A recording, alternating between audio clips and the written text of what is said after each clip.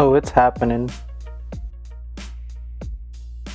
What's going on, guys? Jonathan here doing another Gen Y Tech video, and today we are going to be building, yes, a PC. Finally, we're getting another PC built in. So we got a GeForce RTX 26. We have a Asus X570 board, 650 watt power supply. We're running this with an AMD Ryzen 5 3600. We have a M.2 SSD, and we also have a regular 2 terabyte spinning disk hard drive by Seagate. And without further ado, let's get into it. We're using the Corsair Carbide 270R. Does have a pretty look in the front. He kind of we're actually building this computer for one of my buddies, and he actually prefers a little bit more of a cleaner look. So you know, we are gonna have at least some type of RGB hopefully in the center, but main thing for sure is just kind of keep that clean look. And I realized I was out of the camera range, but anyways, let's get to it.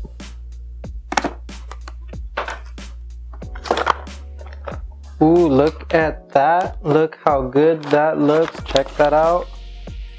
Ooh, I know there's a little bit of a glare, but man, this motherboard looks good.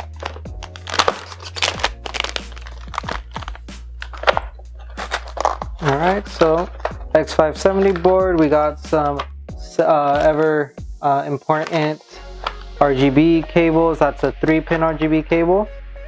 And let's see what else we got here. We got some SATA ports. What's more important than SATA? I have no idea. Maybe M.2. But anyways, we got the I/O port, or the I/O shield.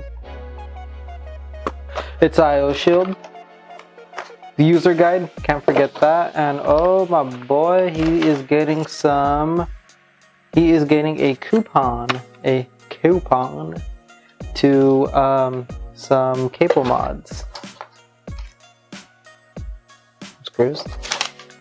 Alright, first up, RAM. Here we go. So we're going with 16 gigs of obviously DDR4 RAM. They are the Ripjaws V by G-Skill, running at 3200 megahertz, 2 8GB DIMM slots. Here we go. There we go. Alright. Oof. I wonder if you guys can hear the snap. I'll have to see when I edit this, but hopefully you guys hear that snap, because I don't know, there's something just satisfying about putting in a puzzle piece.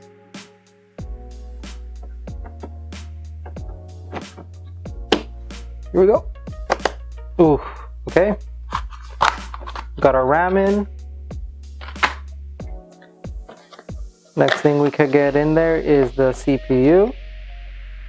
You guys didn't really come see me, you guys came to see the computer, so I'm gonna lift up this little notch here, pull out the Ryzen. So we're going with the Ryzen 5 3600 non-X, just 3600. I don't see him doing some overclocking, but the truth is, for the most part, almost every single AMD processor, whether it's X or not, is unlocked. So he should, even if you want to do some kind of overclocking, but I know that most likely he won't want to. So he wants more of a plug-and-play experience. This is all good. Who doesn't? It's nice and easy. Oof. Just the sound of everything just going in perfectly together is just amazing to me. You know what? Let's put on the cooler as well. So we are going to use the Ryzen cooler that came in the box. Stock cooler. I might upgrade him. I'm still debating. But I might upgrade him to another AMD cooler. I believe it's called the Wraith Prism. We may upgrade him to that. But if anything, we'll pretty much see what happens when we get there. Alright, and next thing we do is we plug that into the CPU fan. It's right here. Let me get that connected. CPU fan header. Struggled for a second. I actually didn't want to go in. It was pretty weird. So next thing we're going to add in is the SSD. We are going with the Crucial P1 Nvme M.2 solid state drive. It is a 1 terabyte, so that's always fun. you know, lots of space. I think my personal rig has a 500, but you know, who's keeping track other than me? It's all good. It's all fine. It's all fine. Upgrade it later just so I have a better I mean, what? I cut the video, but something that I just realized that I didn't notice until around nowish is that this motherboard didn't come with any NVMe heat sinks. So that means we'll just have to use, we can't just use no heat sink. So what we'll have to do is, you know, I'll set it up now, but afterwards we're gonna have to go get a heat sink for this because there's no way. We need to order a heat sink for this NVMe. But for now, we'll let it keep going. We'll just make sure not to hit it heavy. But once that heatsink comes in for it, we're gonna have to take care of that. Because I've been used to either the actual NVMe drive or the motherboard having a heatsink for the NVMe drive, but looks like Crucial didn't add one. Neither did Asus. So that is actually very unfortunate. It looks like they didn't even give us anything to mount it with, but you know, it's all right. We'll make do with what we got and do what we need to do, but I definitely did not expect that one coming. So yeah, that's embarrassing, but it's all good. It's all good. We'll keep it going for now. You know, we'll just make do with what we got. Nothing else we can do, right? It makes me uncomfortable. We're definitely going to need a heatsink because I'm not comfortable, but it's only so much we can do. It's gonna bug me, guys, but anyways, let's just keep going with it. It's all good. But one thing that makes me like kind of, you know, it really throws me off to think that we have 1,000 gigabytes and something about yay big, yet we went from this to that. That is mind-boggling when you really think about it.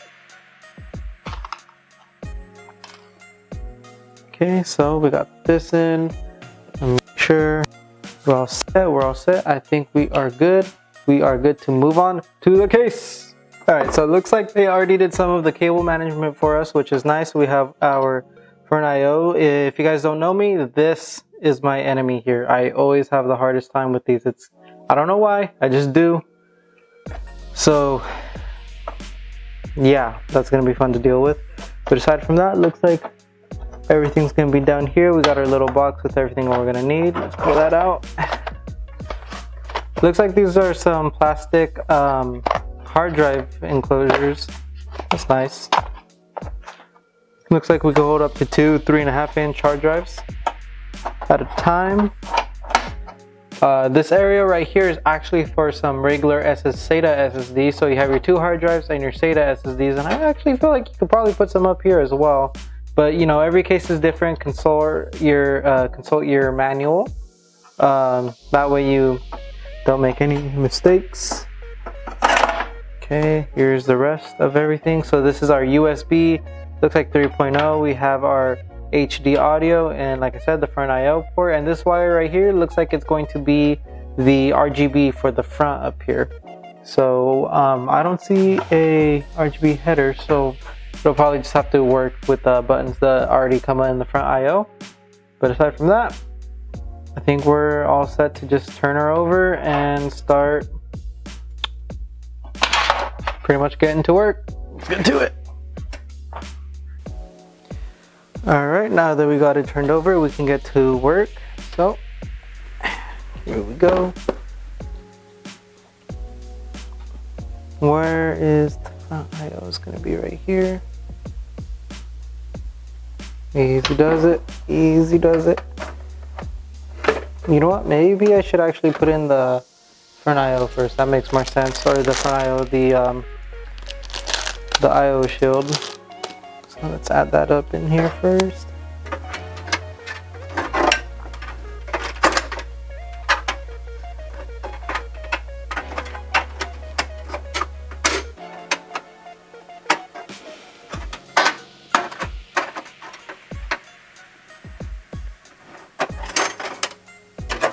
Whoop, putting it in backwards. That would have been unfortunate.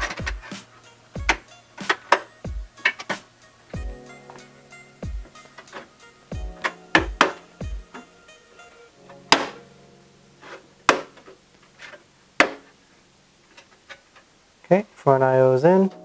Let's bring this fan wire up here. Okay. This is probably a bad habit of mine, grabbing it by the cooler. Okay.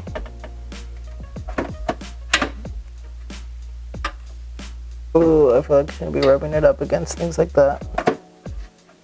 I feel like I'm making every professional PC builder out there cringe. I'm sorry. I'm doing my best. There we go. Alright, looks like they're almost all aligned. Okay, we got it all aligned. Perfect. For shizzle, master rizzle. Now we pull out the screws. So every case is going to come with your screws and everything that you're going to need to get everything all set up, at least within the case. Should come with some zip ties as well, which, ooh, this one did. So we do got our zip ties. So, you know, easy peasy lemon squeezy. Okay. Wow, look at that. We unfortunately don't have any RGB, but it came with its own RGB, or not RGB, but what's nice about this is, I'm sorry, I'm losing my train of thought here. What's nice about these is that this is actually like a double-sided tape, so you can actually put this like in the back of your case and put your RGB controller, and rather than use double-sided tape, just use this and keep it in one spot, which is very nice. Fortunately, we don't have an RGB controller, but if we end up getting one, hey, not too bad, not too shabby. One little trick I learned is when screwing in, just kind of get it in there just so you have a general space, you know, where it's going to be, but don't tighten it yet. And you know, this is a motherboard, you know, you don't want to go too tight, but you know, just get it in there a little bit. You don't want to make it loose either, but at least fill in most of the screws before you actually start tightening the thing down, you know. Get it to where it'll at least settle in there, but not tightened yet, if that makes sense. So meaning it'll stay put, but it's not tight, so that way you don't have to worry about some areas of the motherboard popping up, or you know, not fully aligning because one corner has already been, you know, pushed down. And that's pretty much what I did with, oh man, come on, there we go. That's pretty much what I did with the cooler here.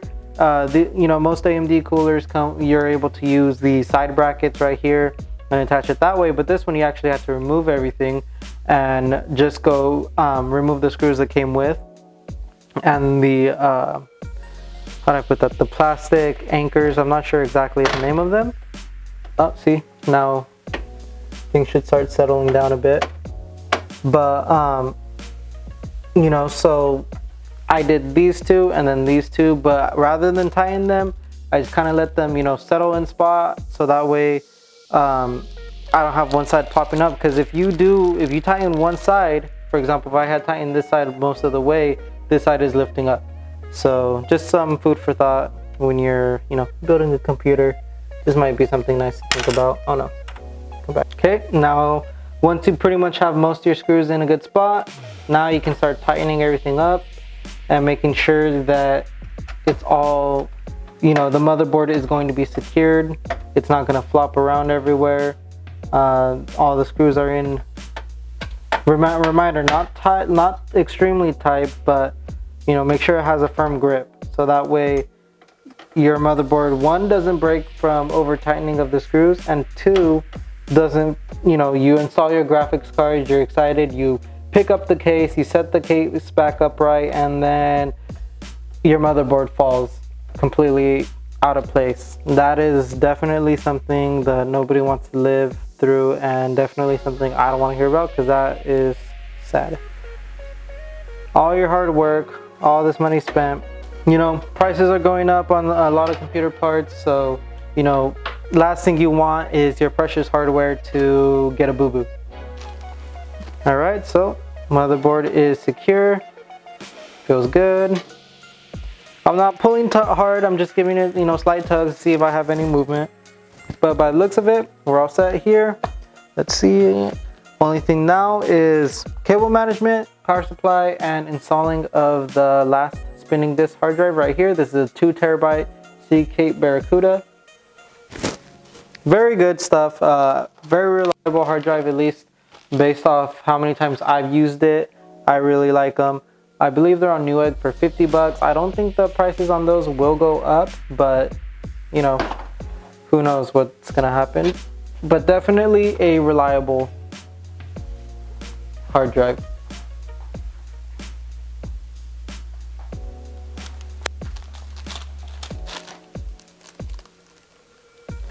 Okay, next thing is, like I said, I pulled out one of the plastic holders for the hard drives, which is down there. I'll show it to you guys right now. And all we're doing is pretty much just attaching a hard drive. Nothing too exciting, but nothing boring either. Because who doesn't like having, who doesn't like maximizing their storage to the fullest? Because I definitely love doing that, so why not?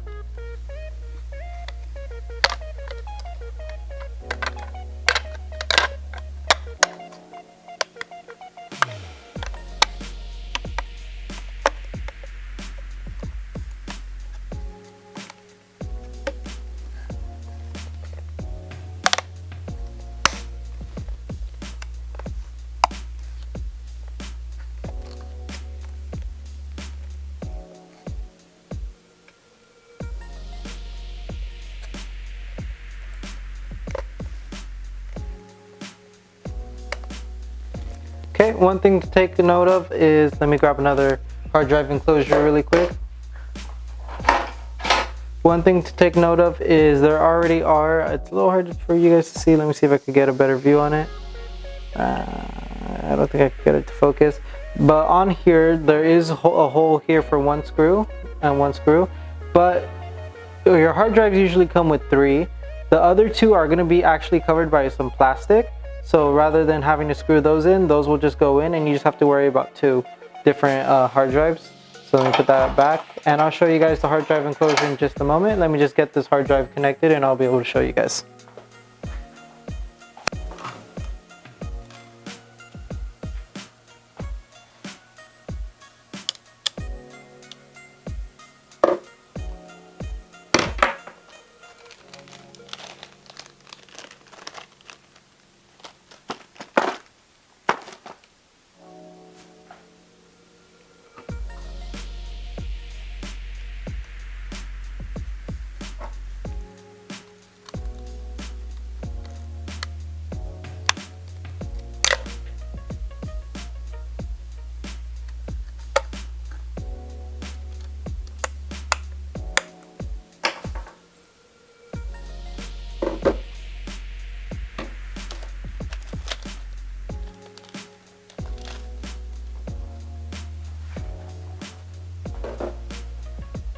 Okay, so if you check it down here, so this is the hard drive enclosures right here. So if you see it, got that last plastic one that I showed you.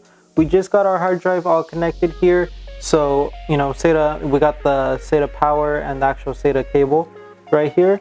And, you know, you just get that connected in there and, okay. Why?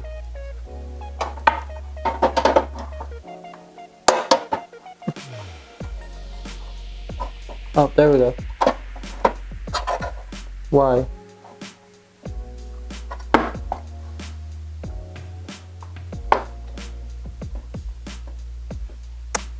Okay, just kidding.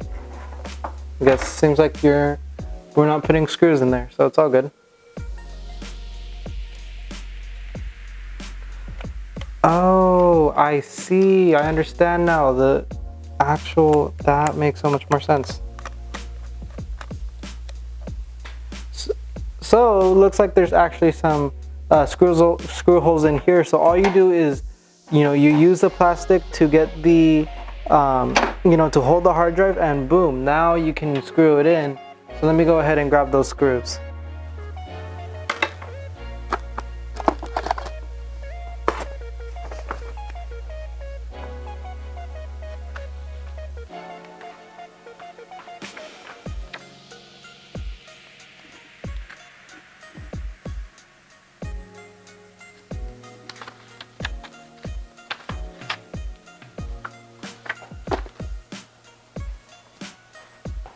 Actually looking into it, so that there actually is no need for screws. It's actually, you know, decently secured in there.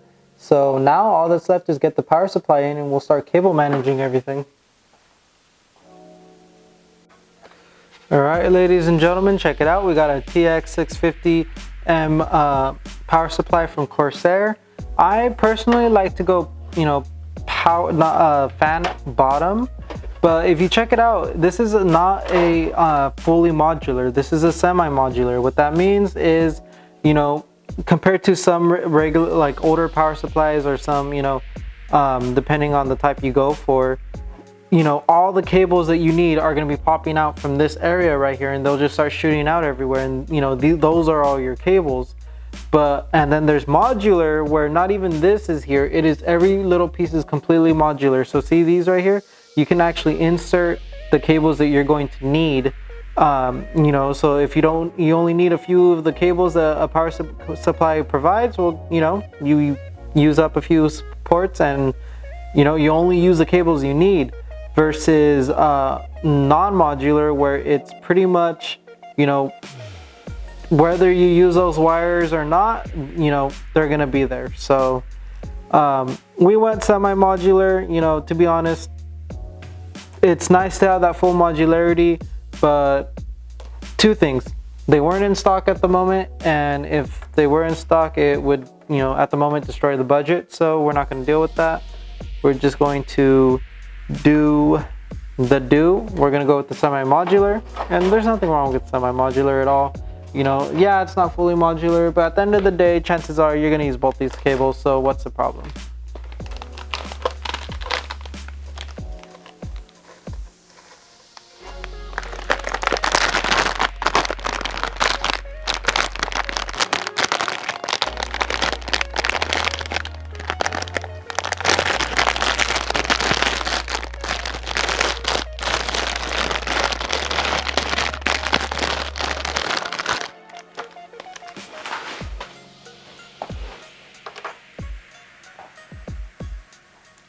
Alright guys, so check this out. This is going to be your SATA power right here, and it actually lets you know, pretty much where to put it. And if I can actually, you know, there we go. Alright, cool.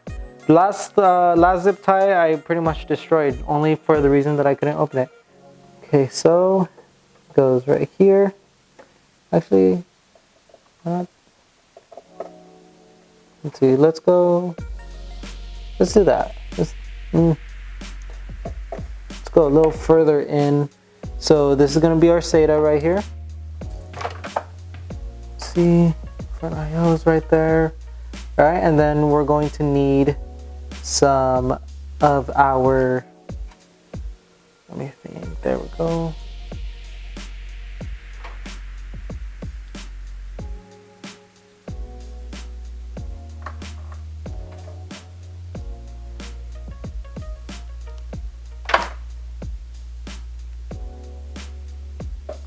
Okay, one thing that I'm definitely not a fan of is these PCI Express, you know, power cables. I mean, it's nice that they have it like that, but I don't know, it's just a little weird. It would be nice if they were a little bit more individual, but yeah, no, I'm gonna complain about it. I wish that, you know, you can actually, if you go to Cable Mod or you buy the cables separately, then you'll be able to, you know, get them separately on their own, so that way you don't have to worry about, you know, this little kind of funkiness going on. But you know, I am going to complain about that. I wish they did that, but I also kind of understand every use case is going to be different, so it's understandable. So now that what I'm going to do is I'm going to route our wires and figure out where everything is going to go, and then we'll start plugging everything into the motherboard.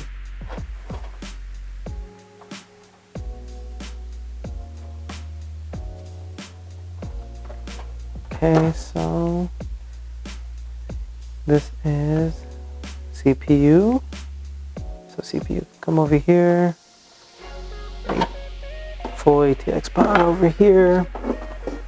Okay, or you can slant down there. It's all good. Didn't need you over there. So this come up here. So actually, let's start running this over here up into the case. So let's actually pull this back out and start running this.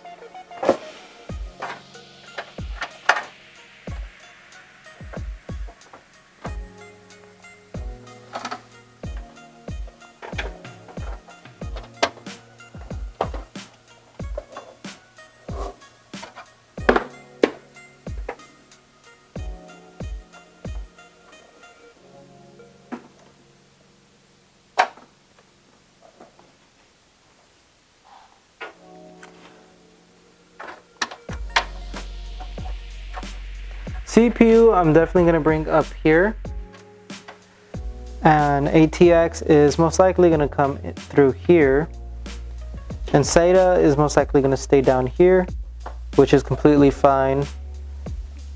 And now that we kind of have an idea of where all our cables are going to go, now would be a good time to start, actually, mounting our power supply. Because one thing you definitely don't want to do is mount the power supply and then try to move all your cables, reattach cables. It's no fun. Trust me, I know.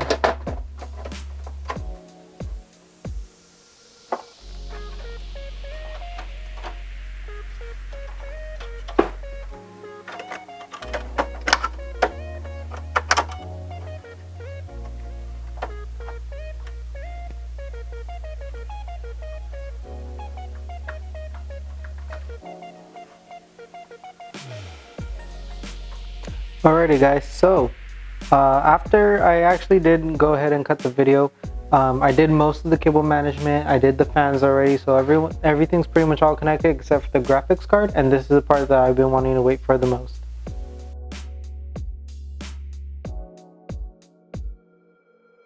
Ladies and gentlemen, so now that our computer is finally all set up, well, at least built, next step is we're going to install Windows on it.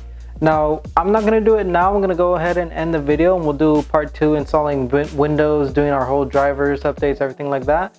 And maybe a few tests and maybe a benchmark or two. We'll get that going, but for the time being, we're all set. We're ready to head out. So it is a little late, so we are ending the video here, but thanks for watching, guys. We'll catch you in the next one.